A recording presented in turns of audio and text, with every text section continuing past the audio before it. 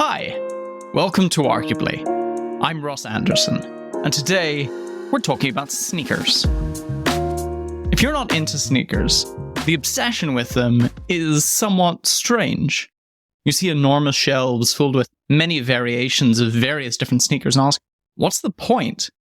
What's the point in spending thousands on so many pairs of shoes, many of which look very similar and may only get worn once? You see sneakers selling for thousands of dollars a pair, and they provoke incredible excitement among some people. And all you see are a pair of shoes. They mightn't even look good. They might have a horrifically ugly color combination or just be utterly plain, and yet people freak out about them. In fact, this whole culture of spending thousands on shoes to show off may just strike you as vulgar. To the non-sneakerhead, a lot of the excitement about new shoes and who wears them and how many are made just seems like a popular, more mainstream version of stamp collecting. A pointless, somewhat embarrassing, confusing fixation for people who really should be spending their money better. But for sneakerheads, the listener who has their own collection of shoes and follows the new releases and saves up for special pairs and loves them, sneakers really mean something. These listeners think about the design of shoes, the great color combinations, the people made them, and the stories that inspired them. If you're walking through Soho, the non-sneakerhead sees a pair of plain white leather sneakers. But the sneakerhead sees a pair of Uptowns, the Air Force One. They're an almost perfect low-top profile penned for the legendary Bruce Kilgore, originally intended for basketball and adopted by Coke Boys and saved by 3 Baltimore stores, Downtown Locker Room, Cinderella Shoes, and Charlie Rudo Sports. To the non-sneakerhead buyer, an Air Force One is just a nice, white leather shoe. It's a default shoe. But for the sneakerhead, when they see a pair of Air Force Ones, they think of Nelly and A$AP Rocky and the aspirational hip-hop culture of getting a pair of white-on-whites and only wearing them once. And they think of the kids who wanted to be a part of that culture, who scrubbed their forces clean with toothbrushes and walked with curved toes so the shoes stayed fresh and uncreased for as long as possible. Women's fashion and luxury fashion have long allowed for a more dynamic, exciting, bright, colourful, free forms of self-expression. But sneakers gave working-class boys an opportunity to express themselves in a way that felt true to them, and appreciate style in design and something they related to and could afford. That's what sneaker culture is at its best, and it's that part of sneaker culture that I love and resonate with. The stories, the design, the history, the people. It's why I own almost 40 pairs of shoes. But the affluence part, the part of sneaker culture which is just showing off how much money you have, with no connection to the culture, of pointless wasteful spending because something's trendy and a bunch of people online are in frenzy because they're fire, before forgetting about that shoe next week. That part of sneaker culture just depresses me. Old school sneakerheads would probably think of me as a sneakerhead. I know the history and have an enormous passion for this stuff, and I do use it to describe myself in this conversation with Brendan, who unquestionably is a sneakerhead, or the sneaker man. But I generally have resisted the label. In part, it's because I love fashion generally. In part, it's because a lot of sneaker culture is pretty mindless and lacks unique taste. It's just a lot of young men lusting after the same shoes, not really thinking if they actually care about those pair or like them. The only hyped shoe in my collection are the Argon Union Dunks, and I bought those at retail. But the biggest part of my reticence is that I really hate the affluent show-off element of this culture. My guest today is Brendan Dunne, and he's a true expert on sneakers. He's the general manager of Stole Collector, which is part of Complex, and in article and podcast form, he tells the stories behind various sneakers, leaks new releases, and makes the history of footwear more accessible to new readers. If you don't get why the Louis Vuitton Air Force One is so important, read his Complex piece on the history behind it, which I've linked in the description for this episode. And every week he co-hosts Full Size Run and the Complex Sneaker Show, both available on YouTube through Complex. Personally, I've watched them for years, and unwinding with the Complex Sneaker Show on a Friday evening is how I start my weekend. This is a slightly shorter conversation than usual, and that's all on me. I'm a moron, and I got my times mixed up and sort of rushed through it. I'm new to podcasting, forgive me. However, it's a really great, fun, rich conversation, the kind of which I wish we heard more of in sneakers, and doesn't happen enough. And whether you like sneakers or not, I think you'll get something out of this. If you want to support the podcast and participate in the end of year Ask Me Anything episode, become a supporter at arguablypod.com. But in the meantime, enjoy. Brendan Dunne, welcome to Arguably. Thank you for having me, Ross. Happy to be here.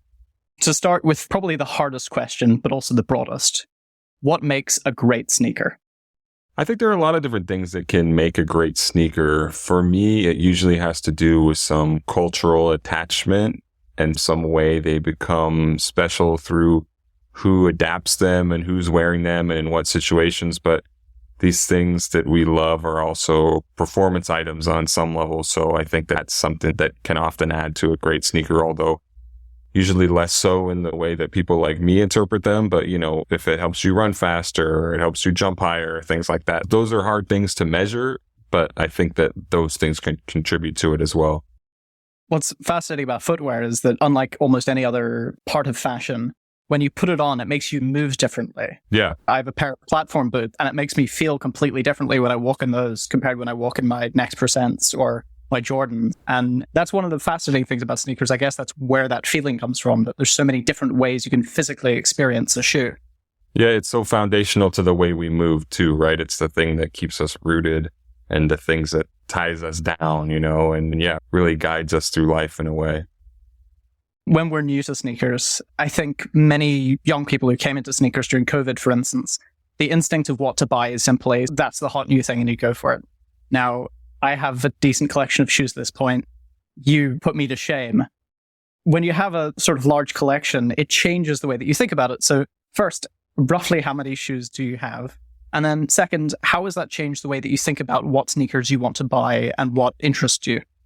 I get this question a lot in terms of how many shoes that I have and always have to approximate. I think it's around 400 right now, but I'm not totally sure.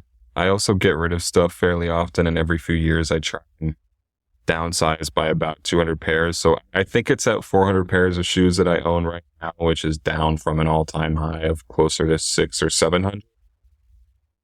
Honestly, it really limits, in a way, the amount of shoes I wear, which I know sounds contradictory, but just in terms of the way they're physically arranged in my home, it's hard to access the things that you put at the bottom of a stack of 18 pairs of shoes. So if I want to wear a certain thing that I know is not that accessible, I might not end up wearing it. So in a way, yes, I own hundreds of pairs of sneakers, but sometimes it feels like I only own the shoes that are on the very top of each of those piles, because anything beyond that involves this reverse Tetris undoing of things that have been stacked up and delicately Jenga'd. So I do own a lot of shoes and I'm happy to, but sometimes it feels like they're all accessible to me. And that does, though, affect the way I acquire new sneakers, because I can think of all the moments in my past where I've felt like I needed to have something and felt like this shoe was really important. Or,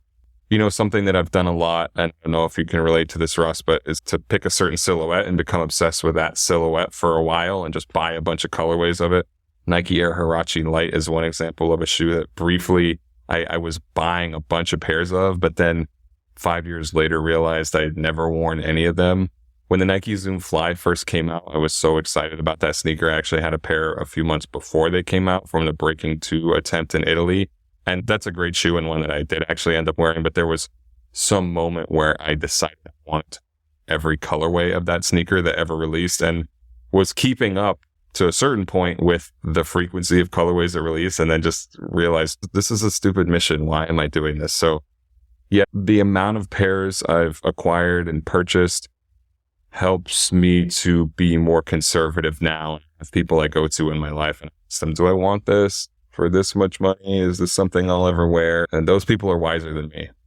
Is a new silhouette often more appealing to you? Something like the next Crazy Infinity from Adidas, which relates to the Kobe line, but it's a new version of it.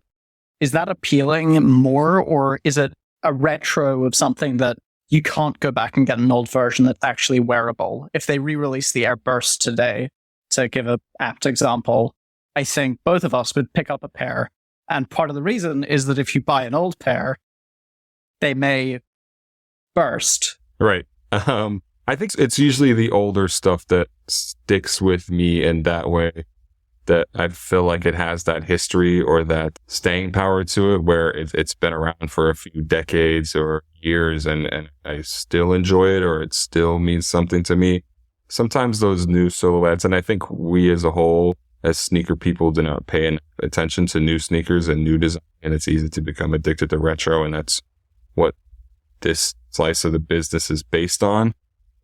Still, even with that, I tend to buy retro sneakers more, and I think the way I can rationalize it to myself is, like I said, this stuff has been around for decades and I still am into it and it still looks good to me, versus something that is sometimes new and hot for the moment, but then a year or 2 years down the line didn't really stand the test of time.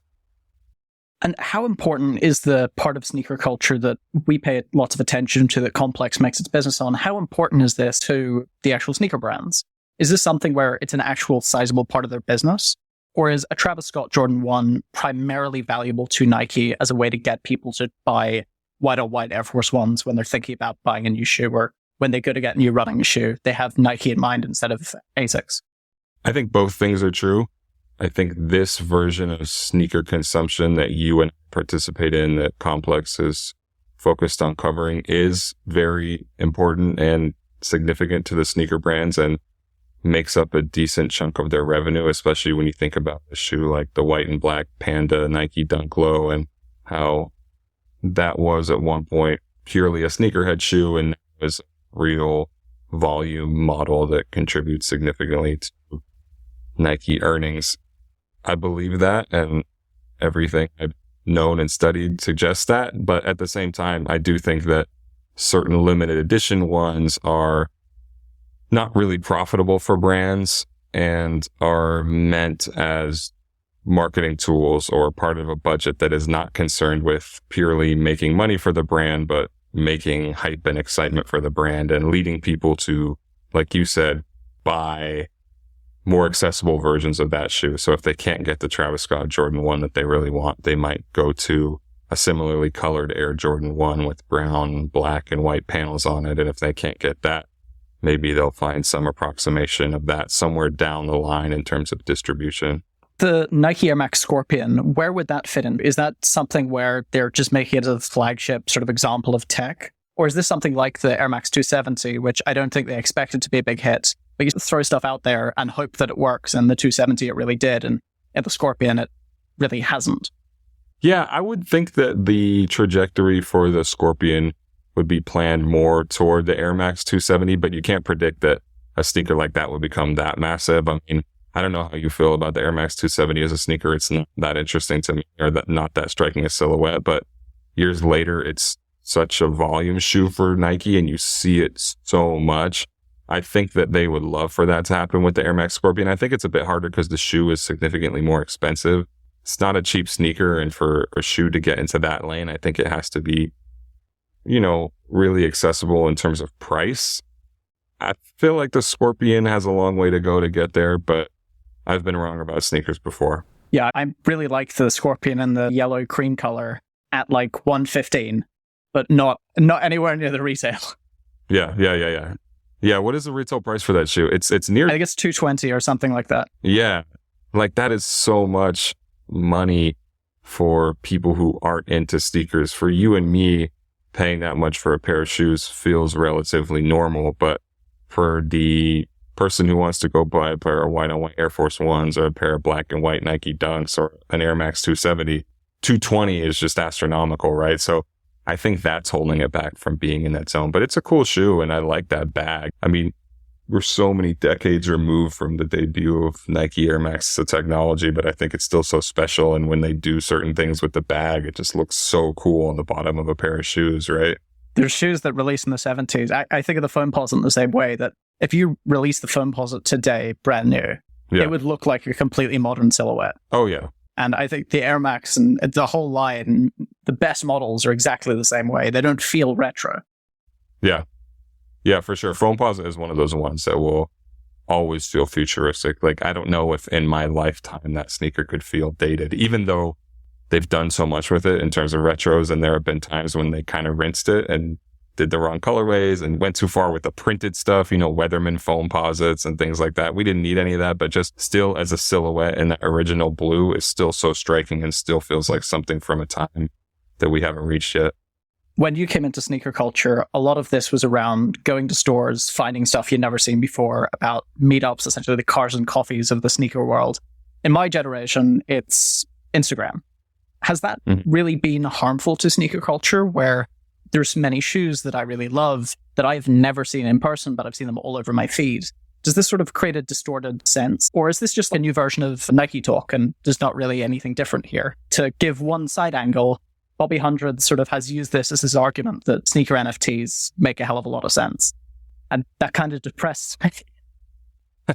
Well, I'm not going to go on here and say that sneaker NFTs make a lot of sense. I'm still not sold on that, but I don't think that it's harmful that people consume shoes digitally now more than they did in the past. I think that it's a bit of a shame sometimes to imagine that people won't have the same in-store experiences as some of us did from generations before, even though a lot of the shoes that I first became obsessed with, I did online, and that had to do also with like living somewhere that was quite remote. So people have stories of going to 21 Mercer when it first opened, or Bobbito's Footwork, or Dave's Quality Meat and things like that. I was living in a place that was extremely remote, and we really didn't have access to anything like that. So even though I come from a slightly different generation than the young people consuming sneakers as collectors now. I wasn't trying to age you. No.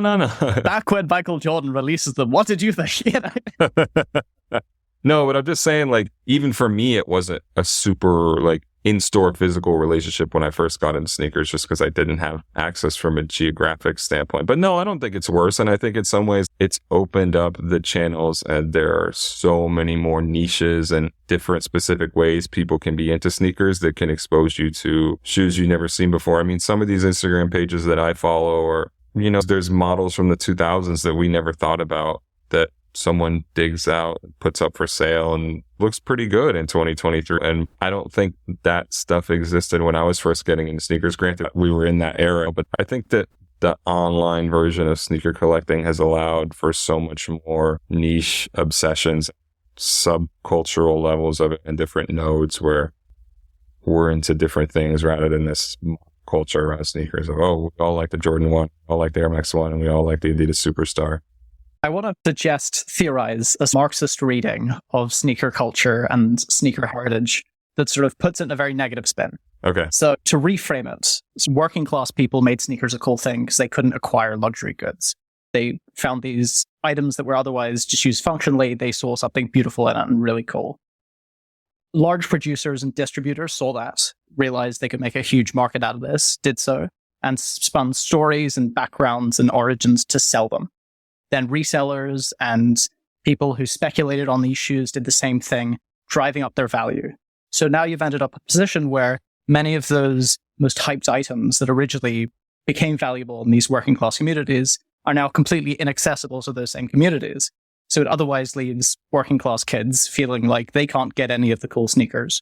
Or they do buy it and they get robbed by a system that is far more wealthy than they are for a Travis Scott sneaker that probably had a production budget of $37, and they've spent a 20th of their annual income or a 10th of their annual income on buying these shoes. Why is that twist, that spin on sneaker history, sneaker culture wrong? I don't necessarily think it's wrong. I think that's an astute observation, and I think that that is something that definitely has happened. But I also think that you can rely on that same group of people who originally made them cool to figure out other things that are cool. If sneakers become the new luxury unattainable item, I think you would expect that same group of people to say, okay, we're not going to do the Travis Scott Jordan 1. We're not going to do the unobtainable, super duper limited Tiffany Air Force One or whatever it is. We're going to do something that is still accessible and is still cool in a way that those other consumers don't necessarily understand yet, or there are still things that we can highlight. I mean, the amount of shoes being made and different brands, even for somebody like me who is obsessed with this thing and is paid to think about it for 40 plus hours a week, there are all kinds of brands and models that I'm not aware of. So I think that there's still room for those people to enjoy this thing and kind of turn it again, if you know what I mean. One of the arguments that you've made on the podcast, called Like Sneakers Podcast, which I listen to every Friday, is that one of the reasons not to buy fake sneakers is that there are so many great sneakers that are sitting on shelves, and not just sitting on shelves, but you can get on discount. But also sneaker culture is built around scarcity and thus sort of resale values. You know, Color of the Month Air Force Ones are great and have a way richer history than the Dior Jordan 1. But Dior sort of cheated its cultural relevance, and the Dior Jordan 1 will always get more attention than the next Color of the Month. Is there any way that we can change that and that we should approach it differently, or even just as a sneaker consumer, a way to counter those biases? This may sound self-serving, but I do think the way to counter it to an extent is to have conversations like the ones we do on our shows and websites, in terms of trying to not steer people toward what to buy, because we really don't want to be too prescriptive in terms of how people should enjoy sneakers or which ones they should enjoy, but kind of use our platforms and our voices to say, well, this shoe, Color on Air Force One, a sneaker I purchased when they did the retro stuff recently. I have the white, pink, and gum version that comes with a little toothbrush. Granted, I waited for it to go on super duper sale because I saw that all of them were going on sale and I knew that was going to be a thing. But to highlight for people that, hey, this is an important shoe, which I think I wrote a story about that whole project maybe 7 years ago or something like that, when they were doing the Pairs earlier retro run that referenced the Color of the Month series, to highlight for people why those things are important, and on the other hand, why something like a Dior Jordan 1 is, in our opinion, and it sounds like in your opinion as well, lacking in authenticity. So I think that there are ways to educate people and let them know. Again, I don't love being too prescriptive about what is and isn't cool, but at least about what does and doesn't have history and where these things come from. One of the other things I was curious about is what makes a collaboration get your attention. So last year, Vans did a collaboration with Lizzie Armanto, skated for the Tokyo Olympics in the first skateboarding at the Olympics last year. It was the first time a skating shoe had been designed by a woman for Vans in 20 years. And this undoubtedly sold more shoes, for instance, than the J-Tips Saucony collaboration. But the J-Tips gets a ton of coverage, and I didn't really see much. I own a pair of the Lizzies, so I'm biased, but I didn't see much coverage of the Lizzie, for instance. What is it that makes a collaboration really get your attention and you feel like this is something that's culturally important and deserves to be covered? At this point, I think one thing that really helps is when it's somebody who's unexpected or somebody who I haven't seen given a platform before. I mean, there's lots of collaborations that I enjoy from people who have been hanging around the sneaker brands for years, and those are already established. But I'm more interested when a smaller brand or entity can get that shot and get that chance. And that's, I think, why somebody like J-Tips resonated with us, especially because once we realized that he was a guy who just came from the New York City sneaker scene, we had a conversation with him on our podcast afterward, and all those stories he was telling were so familiar and salient in terms of how we came up through sneakers. So that was really exciting. Like I said, just seeing new names in the mix. This is a personal one for me to an extent, but Carpet Company is one example, a skate brand based in Washington, D.C. that I've been supporting for a long time. Friends with the guys who run it, and to see them get their own ESB a couple years back was so special. And thinking about that as a significantly small entity and a name that hadn't been able to attach itself to a big sneaker brand prior to that. The two brothers who run it have real history in sneakers. Yeah, those unexpected names popping up, like, oh, wow, this person or this brand is going to get to do a shoot. That's exciting. That's cool that this billion-dollar entity or multi-billion-dollar entity like a Nike or Adidas is going to trust some relatively small name to redo one of their shoes in a way that makes sense and makes noise. I want to ask you also about sneaker release strategies, because that's where a lot of this culture comes from. The decrease in the resale value should give people more of a chance on Confirmed and sneakers apps, but they are theoretically more democratic and should be a better system, but they don't feel like it to most users. The Ronnie Feig Adidas Clark pre-order was extremely successful. The resale value is ridiculous at this point, and the people who placed a pre-order at the time got their shoes and they're happy, but you can't do that for many, many models. And on the flip side, the Cortez release was this big moment and people really loved it, but stores don't do that sort of release anymore that often because it's very expensive, and also it can sometimes get dangerous. So looking at that broader picture, where do you see sneaker releases going forward in the future? What should we think that we'll see more physical releases? Will these apps improve? Where do you think things shake out? I don't know what's going to happen in the future, and I try not to make too many predictions about that in sneakers because it allows me to be wrong more often. But I do hope that we'll see more in-store releases and more things that convince people to go outside and interact with the people who are into these things and interact with these objects on a physical level. I think that that's something that's super necessary because I think sneakers is the best example of this, but buying shoes online through apps like that just became so depressing and so tiring, I think, when we were in the peak of COVID and there was nothing better to do than stare at your phone all day and enter every raffle on sneakers just because you could and miss out on 1% of them.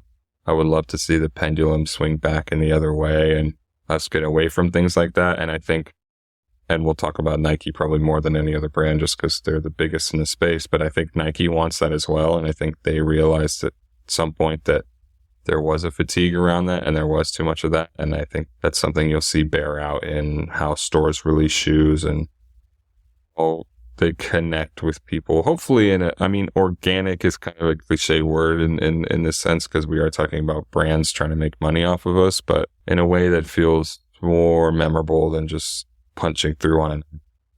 Similarly, is there any rhyme or reason to which shoes get retroed and which succeed? I was thinking of the Nike Kukini was something that you folks and Lil Yachty, for instance, were really keen on getting a comeback.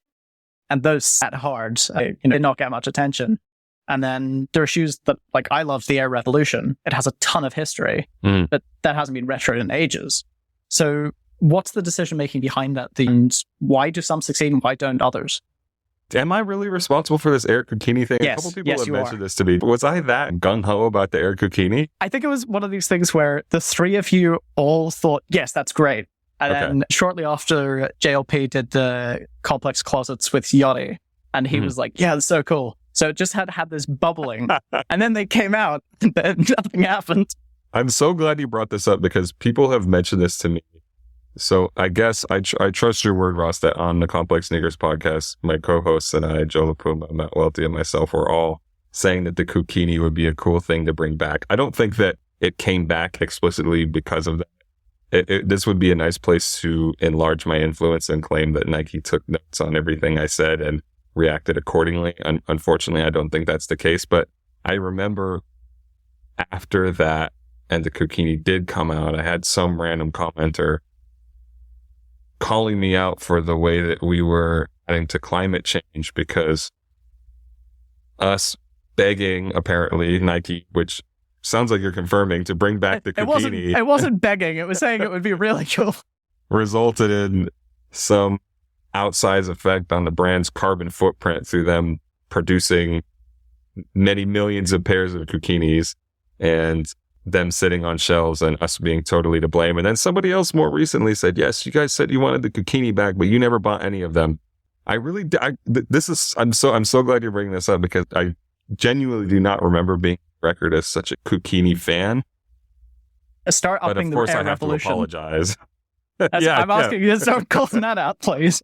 But here's the thing. If the Air Revolution comes back after a long campaign that I initiated and it doesn't do anything, then that burden... I'll buy a couple of pairs. I promise. You better buy more than a couple because the blame will be all on you if it's speeding up climate change in any way. One of the things that's interesting is that your reporting is really solid on releasing new sneakers when they come early. And I think a lot of people who don't do journalism for a living think that people leak to you because Nike's planned this out. That isn't basically ever it. It's never a corporate plan to leak something early. But why is it that people come to you to leak details about sneakers early? Why do they come to me? Well, I don't know. I got to just be vague and kind of coy about this because I never want to give any details about how it is that I get that information.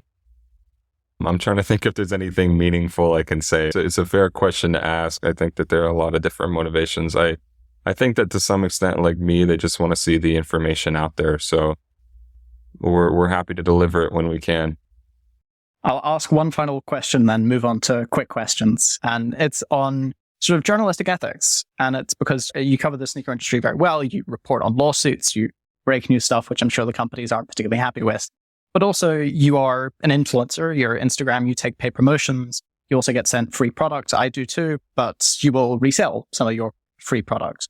How do you sort of work that out with the incentives and the ethics there that you feel like you aren't compromised in any way? Yeah, it's an important question to ask ourselves. I'm glad that you're asking it here. We have a team of people basically who we're trying to weigh every decision we make in terms of what goes on the site and how we're framing things and being as unbiased as we can and honest with each other in terms of like, hey, is this a fair way to present this thing? Am I being swayed by my relationship with this person or this brand?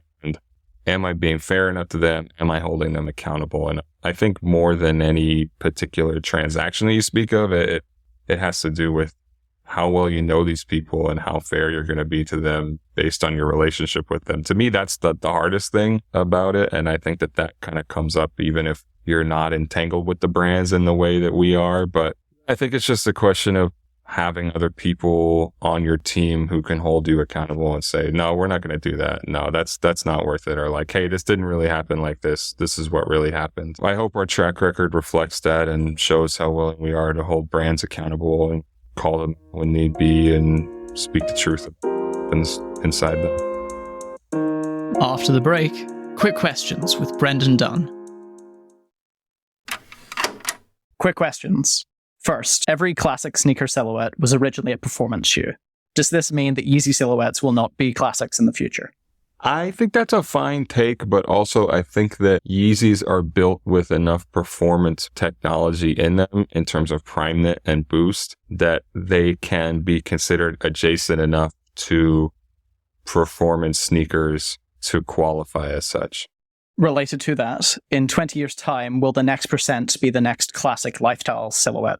I love the next percent and I love that whole line from Nike, but it's so hard to wear as a casual sneaker that I'm not certain it will. But I think things that are less extreme, but in the same vein, like the Nike Zoom Fly that I mentioned earlier, to me, that's a classic. And to me, that fills that role. With the rise of F1 as the next big American sport, should we expect driver shoes to be the next hit trend in sneakers? I hope so. Although I think the way Puma has monopolized the league means that it's a little bit unlikely, but I would be thrilled. What underappreciated Stephen Smith shoe would you like to see retroed? None come to mind. I feel like he's enjoyed such a renaissance of all his catalog being plundered right now by the various brands he spent time at through the decades. So I think he's got enough. Why were the Big Bubble Air Max 1 not a bigger deal?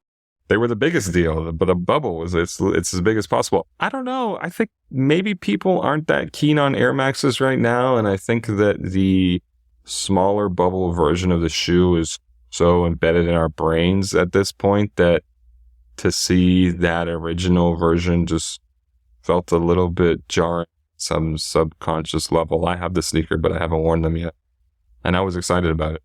Are the new Nike Huarache runners a good pair of shoes? It's fine. It's a fine shoe. I'm not offended by it. It's not for me. I won't spend money on it, but... If they retroed them, would you buy a pair of SB Air FCs? No, I don't need any of those. No. What are the best attainable sneakers that represent London sneaker culture? I guess Air Max 95s. I don't know.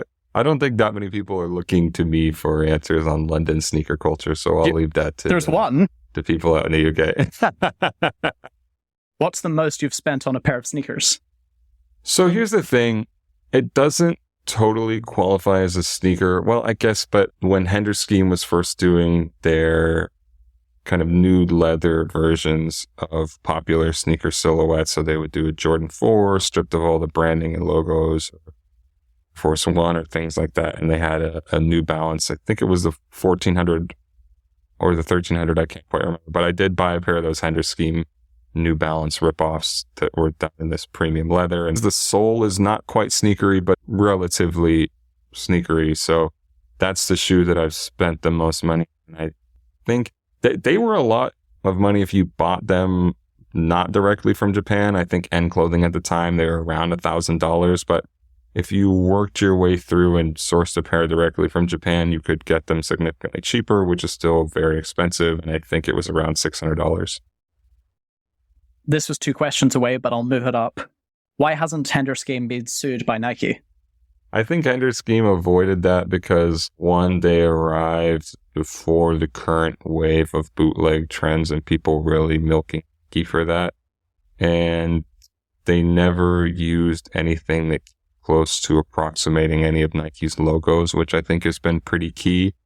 And yeah, I just think they slipped in there before Nike was quite so bullish about protecting its intellectual property and trade dress. What's the best shoe from Onitsuka Tiger? Can I say, does it have, like, I can't say an ASICS I mean, shoe? it's a bit of a cheat, but you can. A Gel Light 3, I don't know. What's the point of Jound collaborations? To me, they just seem like overpriced GRs.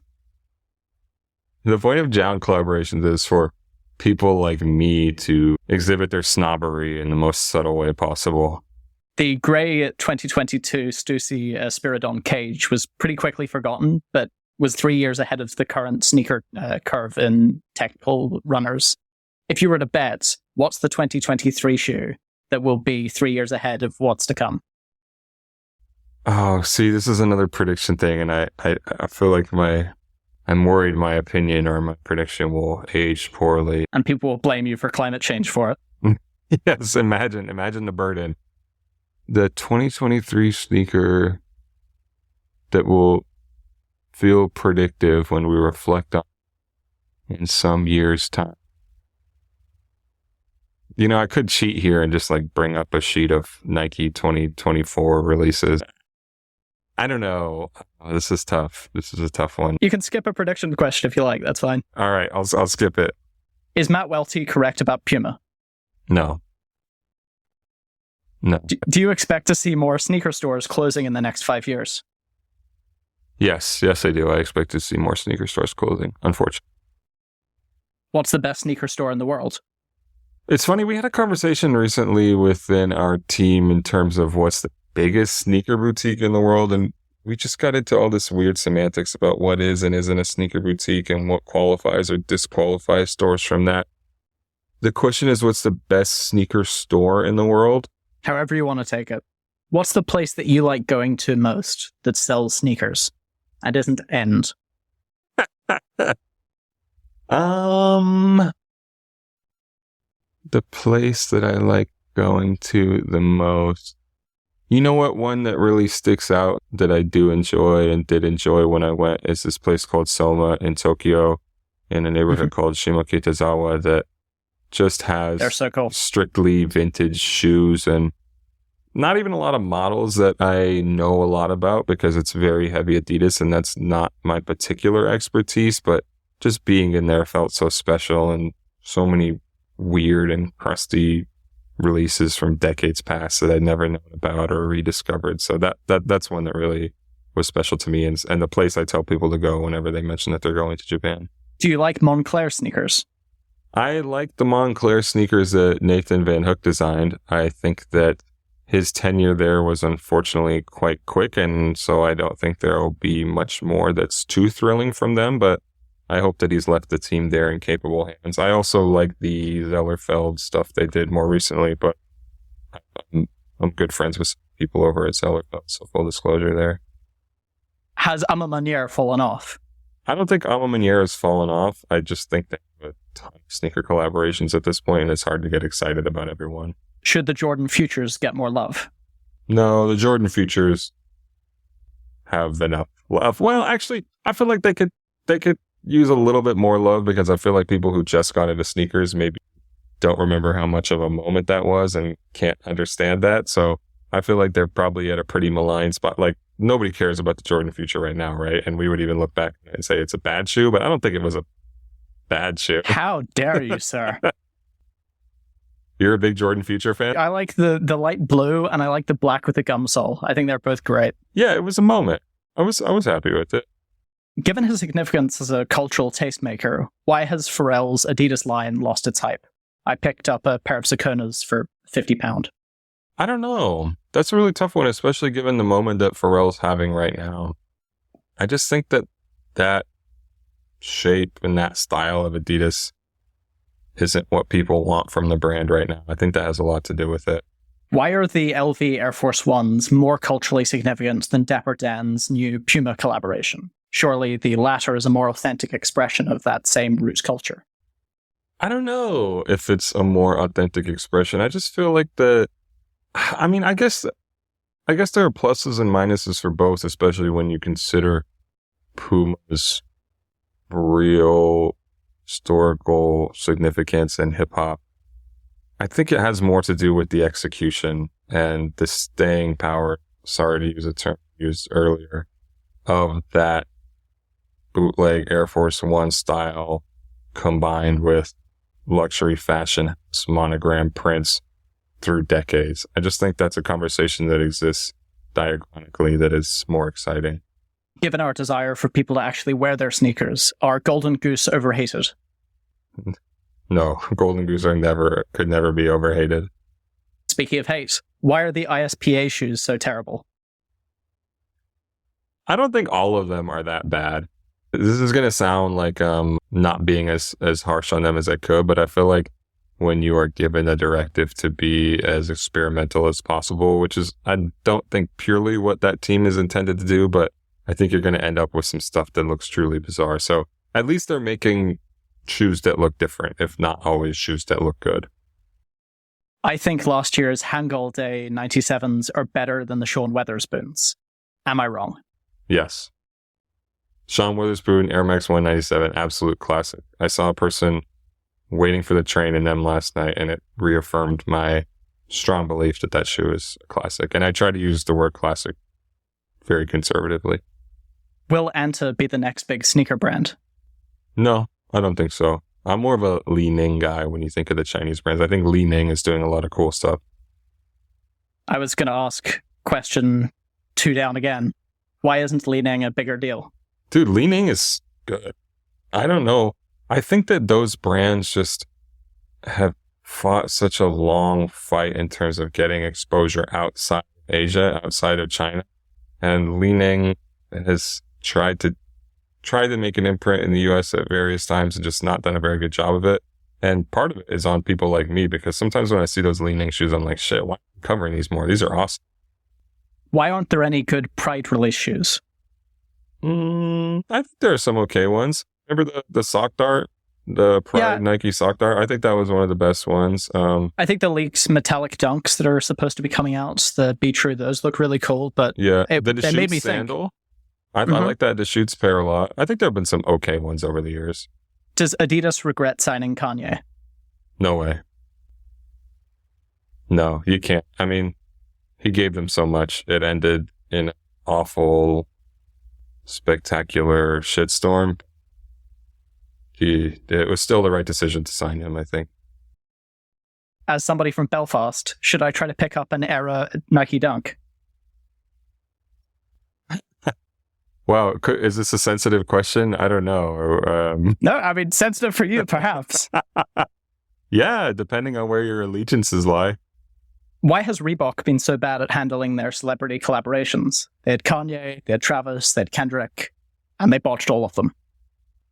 I feel like one of the issues with Reebok there in those eras was they maybe didn't have the resources to really handle those people. But also, if you look before that, Jay-Z, 50 Cent, I think there was a time when they were quite good at it and quite trailblazing. I just think that more recently, especially under the structure of Adidas, that they didn't have what they needed to make them really special. Which store designer would you most like to see collaborate on a Solomon shoe? I don't know if any particular store designer sticks out. I mean, honestly, I just love the inline Solomon colorways, and I feel like they're doing so much cool stuff that doesn't need a cosign. So I'm very happy with what Solomon's doing on their own right now. Final 3 questions. 1. What's the greatest sneaker that most listeners won't be aware of? It's hard because so much of this stuff is so personal and like they're great to me, but is it too bold to put them out there as for an entire listenership when it's stuff that means a lot to me? Go ahead. A Nike Air Foot Skate Motion, that's a shoe you'll see me bring out every once in a while on that same level of intended snobbery. Just weirdo stuff in the mid-2000s, you know what I mean? things that we will likely never see retroed. Actually, that's another prediction I don't want to make. Somewhere down the line, someone will dig this back up and say, "This, you said this was never going to happen." Nike Air Footscape Motion. People don't think about shoes like this. I love this shoe. People don't care about it. That's fine. Wow, they had a retro in 2017. That's so funny. 2. Who is the most important figure in sneaker history that most listeners won't have heard of?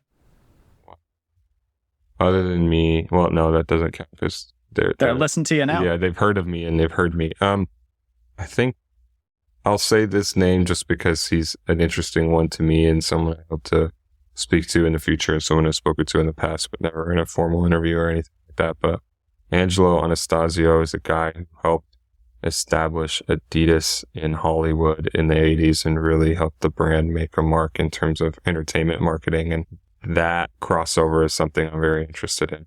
Final question. Where can people find you and what are you working on now?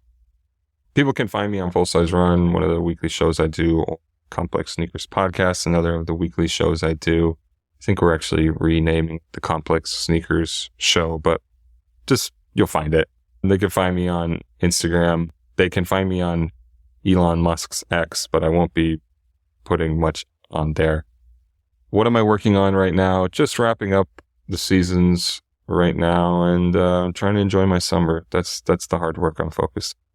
Brendan Dunne, thank you for speaking with us. Thank you, Ross. Thank you for listening. If you enjoyed this podcast, please share it with your friends and family and leave a 5-star review on Apple Podcasts. If you really enjoyed it, become a supporter at arguablypod.com. For just £5 a month or £50 a year, you can listen to episodes early, participate in the end-of-year Ask Me Anything episode, and join the comment section. You can follow me on Threads, Twitter, and Instagram at @thatrosschap, and the podcast at arguablypod on Instagram and arguably_pod on Twitter. Thank you again for listening. I really appreciate it. Thank you again for listening. See you in a fortnight.